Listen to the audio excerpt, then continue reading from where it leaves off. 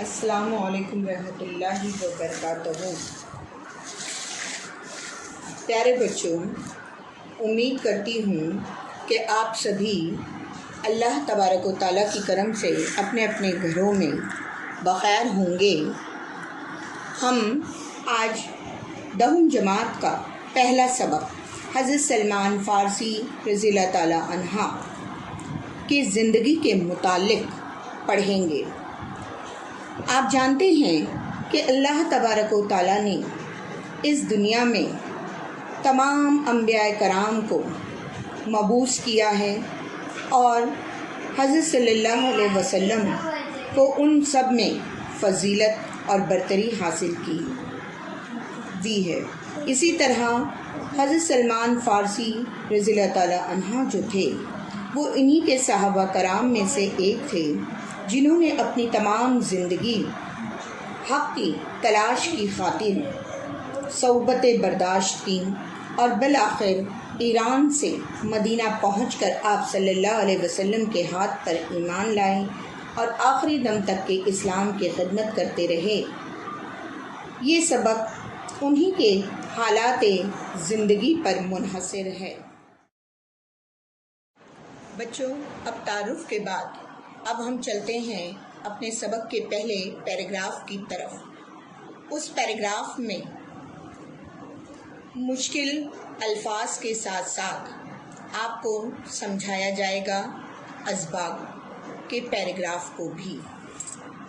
اللہ تبارک و تعالیٰ کے برگزیدہ بندے ہمیشہ حق کی تلاش میں سرگرداں رہتے ہیں۔ ان کی استقامت اور ثابت قدمی میں اس کی راہ میں مصائب بھی کبھی مانے نہیں ہوتے۔ وہ تمام تکلیفوں کا سامنا کرتے ہوئے آگے بڑھتے رہتے ہیں۔ انہیں اپنی ذات کا خیال رہتا ہے، نہ مال و متاع کی فکر۔ عیش و آرام کی لذتوں میں ان کا دل للچاتا ہے، نہ صحراؤں اور پہاڑوں میں گھبراتا ہے۔ انہیں دھن رہتی ہے تو بس تلاش حقی۔ حضرت سلمان فارسی رضی اللہ عنہ کا شمار ایسے ہی لوگوں میں ہوتا ہے۔ حق کو پانے کے لیے انہوں نے جو پریشانیاں برداشت کیں ان کا ذکر صحابہ کرام کی سیرت پر لکھی ہوئی مختلف کتابوں میں موجود ہے۔ بچوں، اللہ تعالیٰ کے برگزیدہ بندے یعنی بڑے مرتبے والے سرگرداں رہنا، ہمیشہ اس کی تلاش میں پریشان رہتے تھے۔ استقامت اور ثابت قدمی یعنی مضبوطی اور ہمیشہ اپنی بات پر قائم رہتے۔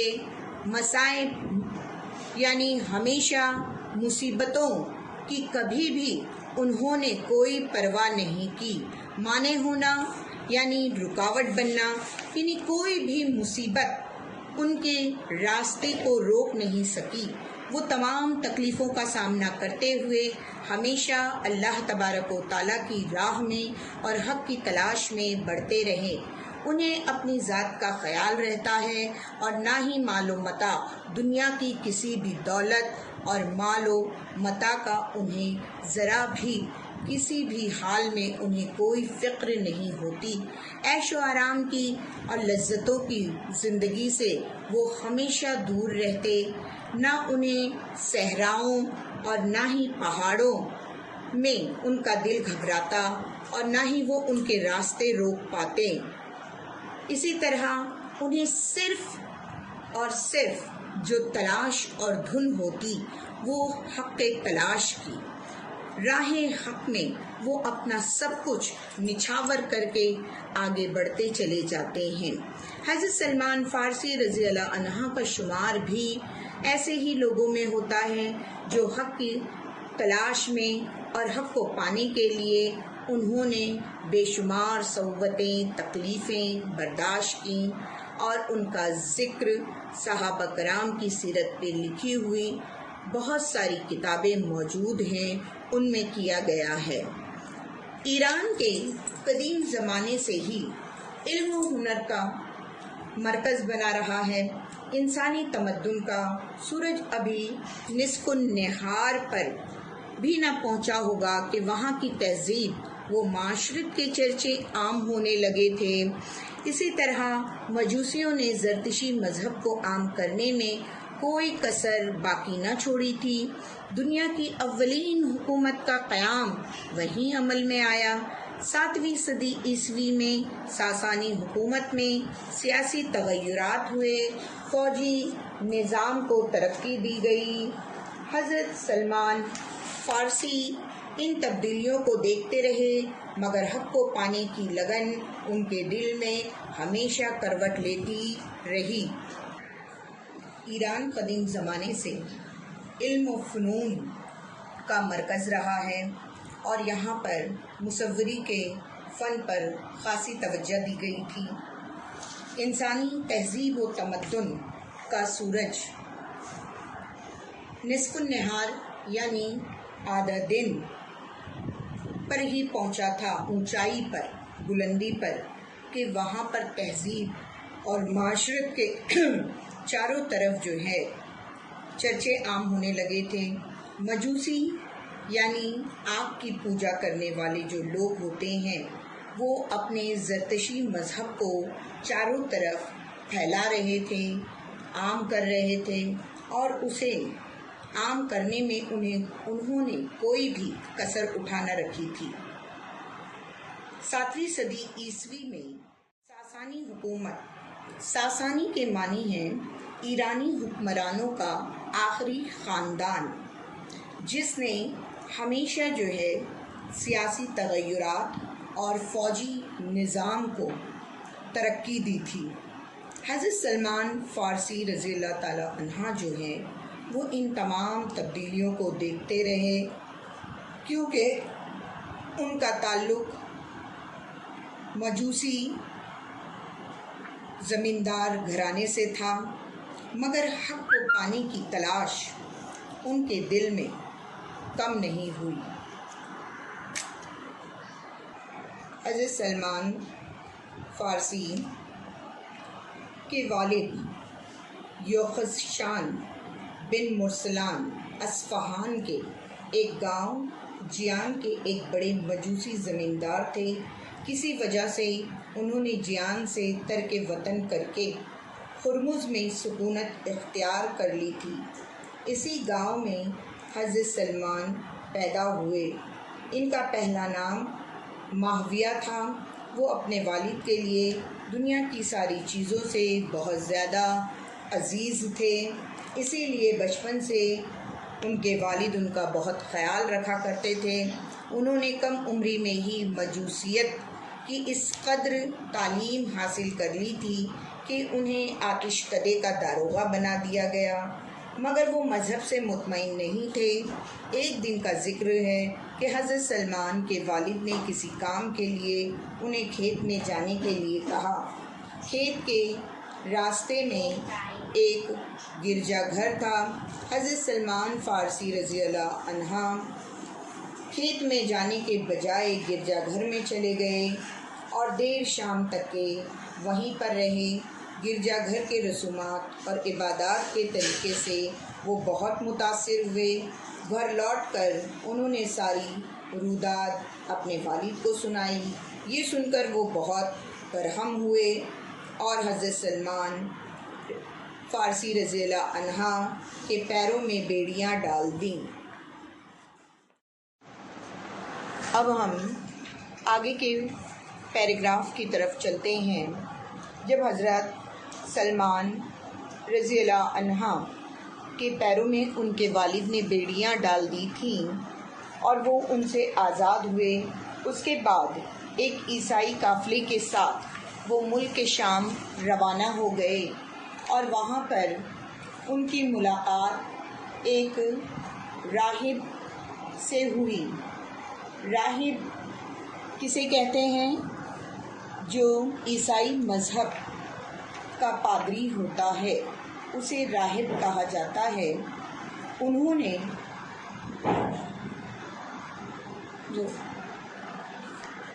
نے حضرت سلمان فارسی رضی اللہ عنہ کو بتایا کہ ان قریب حضرت ابراہیم کا دین لے کر ایک نبی مبعوث ہوگا۔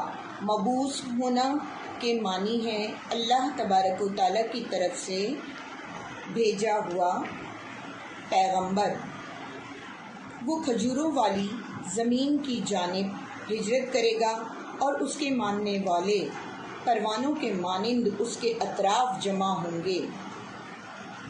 انہوں نے ان کی 3 نشانیاں بیان کی۔ وہ نشانی یہ ہوگی کہ وہ صدقے کا مال نہیں کھائے گا، وہ ہدیہ قبول کرے گا اور اس کے شانوں کے درمیان نبوت کی مہر ہوگی۔ اسی طرح حضرت سلمان فارسی جو تھے وہ کھجوروں والی سرزمین تک پہنچ گئے ایک عربوں کے قافلے کے ساتھ اور وادی قرا پہنچ گئے۔ وادی قرا مدینہ شریف کے قریب ایک جگہ کا نام ہے۔ وہاں انہیں ایک یہودی کے ہاتھوں فروخت کر دیا گیا۔ اس یہودی نے انہیں دوسرے مدینے کے یہودی کے حوالے کر دیا۔ اس طرح وہ بڑی تکلیفوں اور مصیبتوں کو سہتے ہوئے کھجوروں والی سرزمین تک پہنچ گئے تھے۔ ایک دفعہ اچانک انہوں نے یہ خبر سنی کہ نبی صلی اللہ علیہ وسلم جو ہیں وہاں آئے ہوئے ہیں۔ اس موقع کو غنیمت جان کر حضرت سلمان فارسی جو ہے وہ کچھ کھجوریں اپنے ساتھ لے کر وہاں پہنچ گئے۔ انہوں نے کھجوریں یہ کہہ کر رسول صلی اللہ علیہ وسلم کی خدمت میں پیش کی کہ یہ صدقہ ہے۔ آپ صلی اللہ علیہ وسلم نے اس میں سے کچھ بھی نہ چکھا، ساری کھجوریں اپنے صحابہ کو کھلا دیں۔ حضرت سلمان یہ دیکھ کر مطمئن ہو گئے کہ پہلی نشانی صحیح ثابت ہوئی۔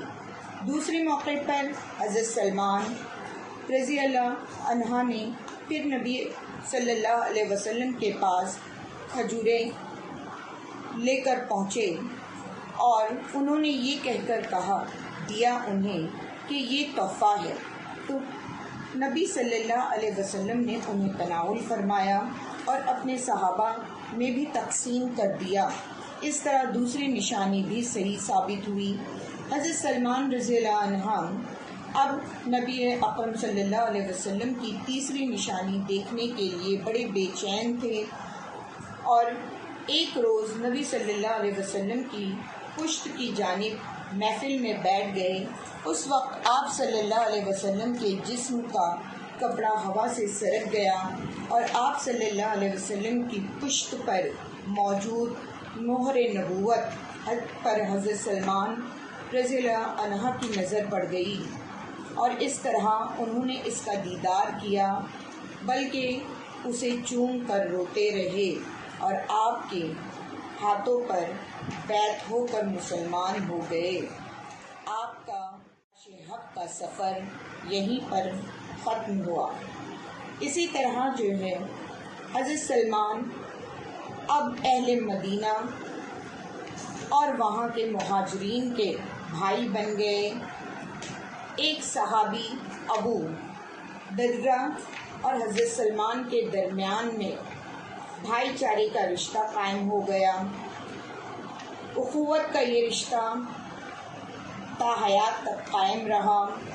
عبادتوں کی کثرت اور اہل خانہ سے غفلت حضرت ابو دردہ کے معمولات بن گئے تو حضرت سلمان فارسی نے انہیں کہا کہ جہاں پر تم پر اللہ کے حقوق ہیں وہیں پر اپنے اہل و عیال کے بھی حقوق ہیں۔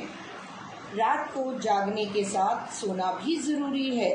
تو دوسرے دن دونوں حضرات حضور اکرم صلی اللہ علیہ وسلم کے خدمت میں پہنچے اور اپنے معاملے کو آپ کے سامنے رکھا۔ حضور صلی اللہ علیہ وسلم نے فرمایا سلمان تم سے بڑھ کر دین سے واقف ہیں اور یہ بزرگی انہیں حق کی تلاش و جستجو کے سبب حاصل ہوئی ہے۔ اسی طرح حضور صلی اللہ علیہ وسلم نے سلمان فارسی کے سر پر ہاتھ رکھ کر فرمایا اگر دین سریا پر بھی ہوگا تو فارس کا ایک آدمی اس کو پالے گا، اور کہا کہ سلمان کو ناراض کرنا اس کے خدا کو ناراض کرنا ہے۔ لوگ جنت کے مشتاق ہوتے ہیں مگر جنت خود سلمان کی مشتاق ہے، یعنی لوگ جنت کے شوق میں اتنے مشتاق ہوتے ہیں کہ وہ جنت کے لیے تمام اعمال کرتے ہیں کہ انہیں وہ جنت حاصل ہو جائے، نیکی کے، بھلائی کے تمام کام کرتے ہیں۔ لیکن یہاں کہا جا رہا ہے کہ حضرت سلمان فارسی رضی اللہ عنہ جو ہیں، جنت خود چاہتی ہے کہ ان کے قدم وہاں پر پڑیں۔ رسول اکرم صلی اللہ علیہ وسلم نے 300 کھجوروں کے درخت اور 40 اوقیہ سونا دے کر حضرت سلمان فارسی رضی اللہ عنہ کو غلامی کی زندگی سے آزاد کرایا۔ اوقیہ، ایک اوقیہ جو ہوتا ہے بچوں، وہ 28 گرام کے برابر ہوتا ہے۔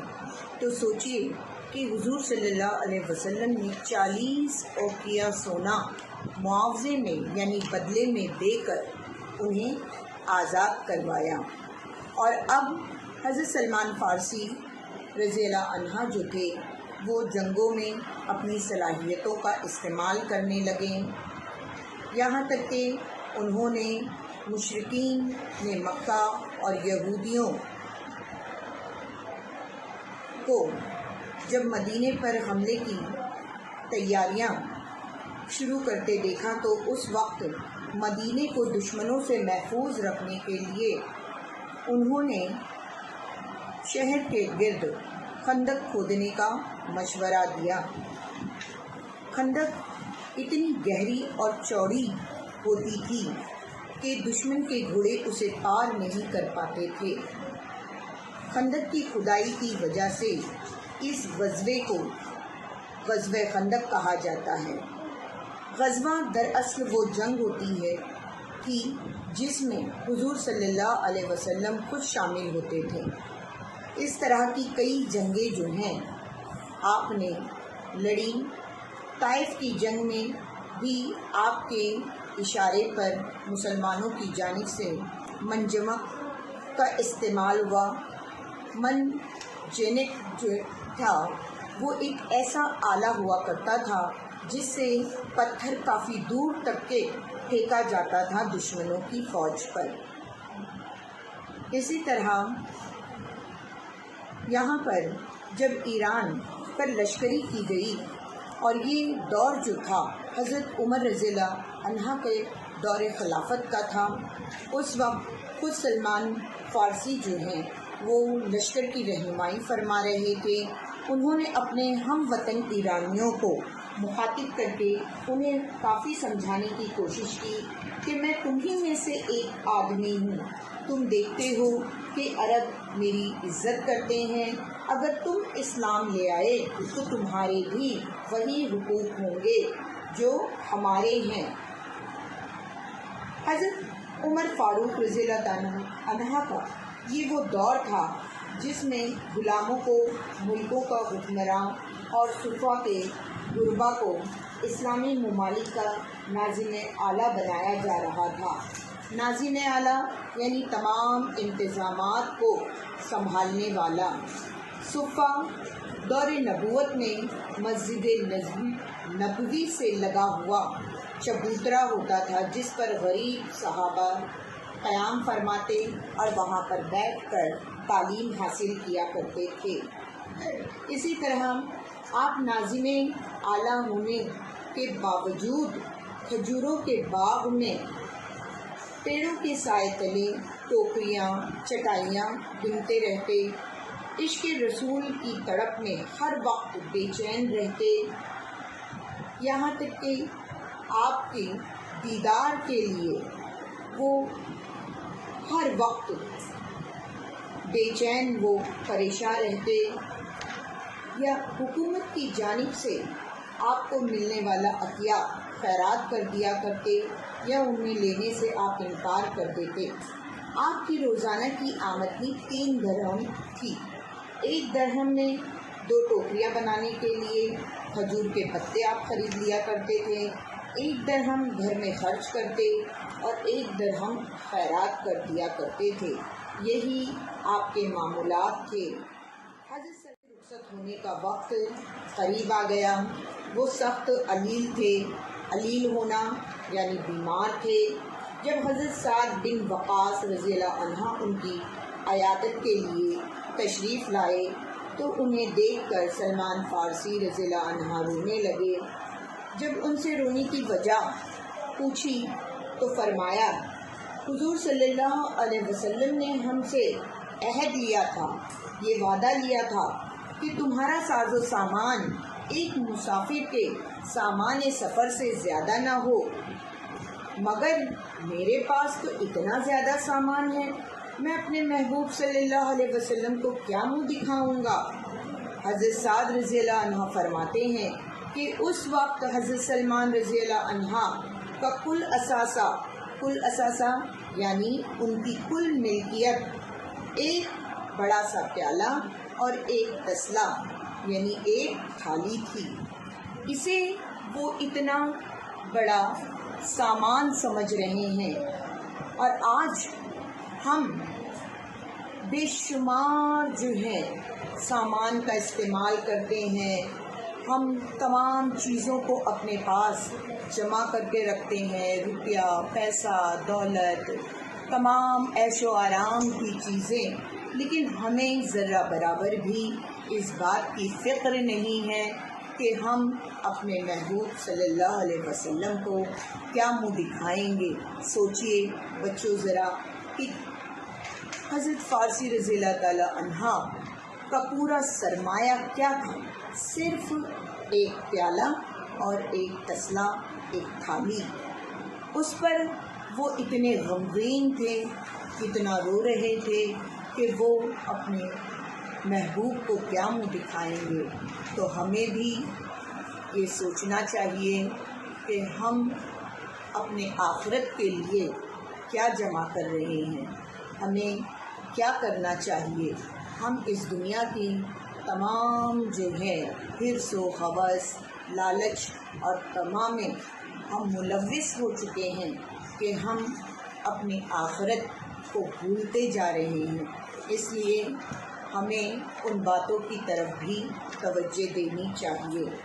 آخر میں حضرت سلمان فارسی رضی اللہ تعالیٰ عنہ جو ہے سن 33 ہجری میں دنیا سے رخصت ہو گئے، اور انتقال کے وقت ان کی عمر 80 برس تھی۔ ان کا مزار مدائن یعنی عراق میں موجود ہے۔ یہاں پر یہ سبق ختم ہوتا ہے۔